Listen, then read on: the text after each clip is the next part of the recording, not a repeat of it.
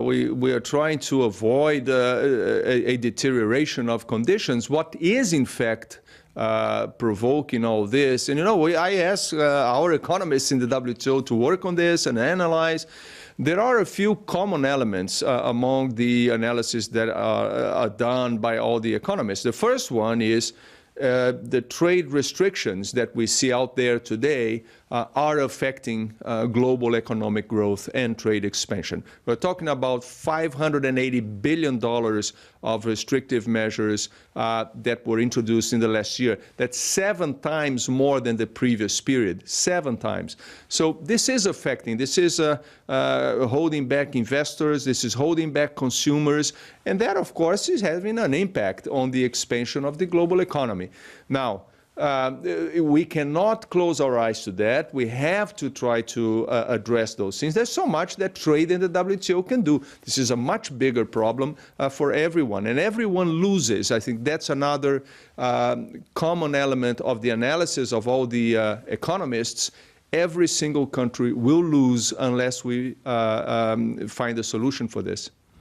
Can we get a little more explicit with you, sir, if you don't mind? You mentioned there the hundreds of billions of dollars worth of goods that currently face restrictive measures. We've heard, and you may have heard in our program just a few moments ago, we touched on the fact that the US Treasury Secretary Steve Mnuchin has said that the US administration would need another month or so on its decision to impose potentially another set of tariffs on $300 billion worth of Chinese products. And I wonder, as he and his team examine the impact that could have on US consumers ahead of any decision, what would your message be to him and the Trump administration?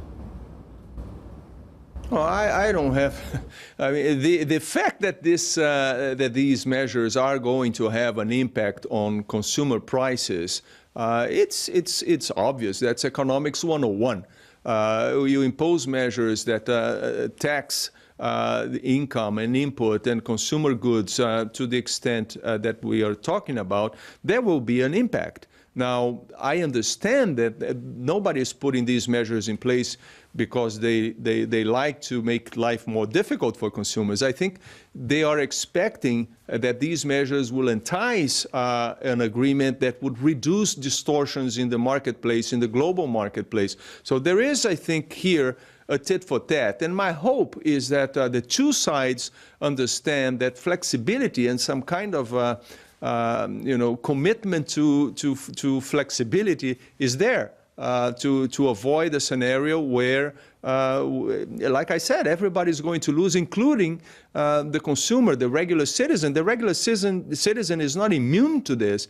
In fact, the lower the bracket of income of the citizen, the more he will be affected, he or she.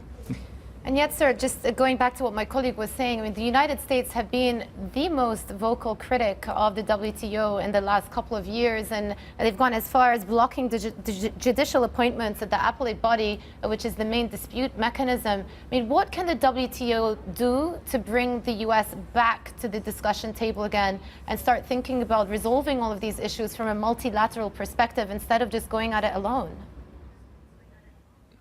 In many areas, the U.S. is negotiating multilaterally. We have, for example, now in the WTO conversations on electronic commerce, the U.S. is very, very much involved in that.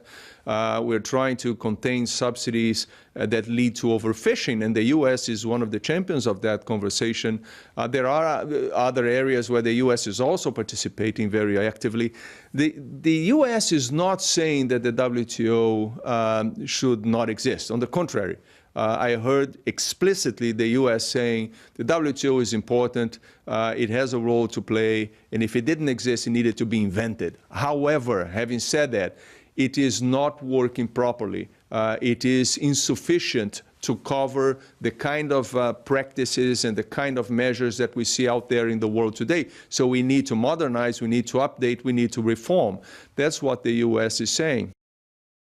Hi, I'm Joanna Bersecci, and thank you for watching. You can check out more of our videos by clicking on the boxes on the screen. And don't forget to subscribe to our channel for more from CNBC International. Thank you for watching.